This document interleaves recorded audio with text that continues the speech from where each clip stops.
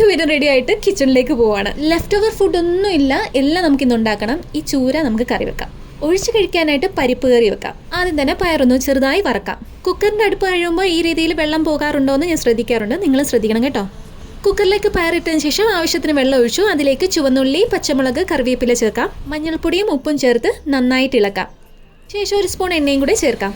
കുക്കറിൽ നിന്ന് വെള്ളം തെറിക്കാതിരിക്കാൻ ഒരു സ്പൂണും കൂടെ അതിലേക്ക് ഇടാം. ഇവയെല്ലാം തിളച്ചതിന് ശേഷം മാത്രം കുക്കറിൻ്റെ അടപ്പടിച്ച് വെയിറ്റ് വെക്കാം.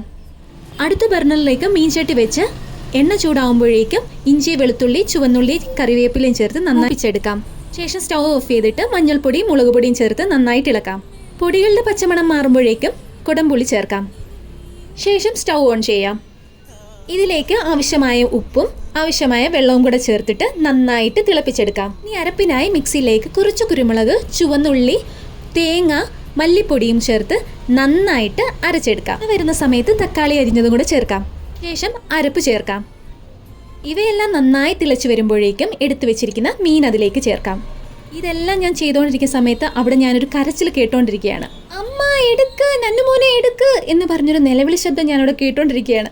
ഞാൻ ചെന്ന് നോക്കുമ്പോൾ ഒരാളവിടെ ഷമ്മിയായി നിൽക്കുന്നു. എന്നെ കണ്ടതും കള്ളനോട്ടം നോക്കി ഓടി എന്നെ വന്ന് കെട്ടിപ്പിടിച്ചു.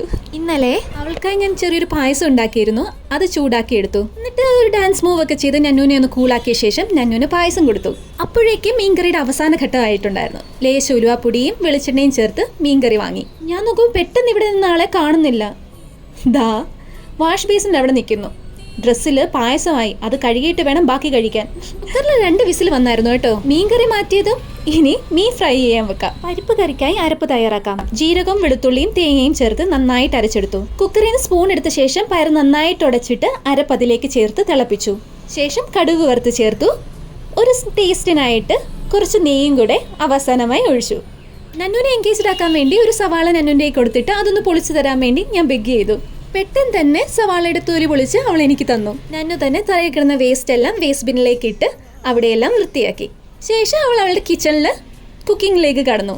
ആ സമയത്തേക്ക് ചോറ് തിളപ്പിച്ചൂറ്റി തോരനുണ്ടാക്കി പപ്പടം കാച്ചി ഫ്രൈ ചെയ്തെടുത്തു. അപ്പോഴേക്ക് സമയം 1 മണി അടുപ്പിച്ചായി. ഇനി ഹോളും ബെഡ്റൂമും കൂടെ ഒന്ന് ക്ലീൻ ചെയ്യാം. നന്നു എൻ്റെ പിന്നാലെയുണ്ട് ഒരു കൊച്ചു ചൂലുമായിട്ട്. എന്നിട്ട് നന്നുനെ കുളിപ്പിച്ച് ഫ്രഷ് ആക്കിയ ശേഷം അപ്പാപ്പനും നന്നും കൂടെ ഫുഡ് കഴിച്ചു. ആർക്കൊപ്പം ഞാനും കഴിച്ചു. ഇങ്ങനെയൊക്കെയായിരുന്നു എൻ്റെ ഉച്ച വരെയുള്ള നേരം കടന്നുപോയത്. വീഡിയോ ഇഷ്ടമായാൽ please do like, share and subscribe my YouTube channel. Thank you.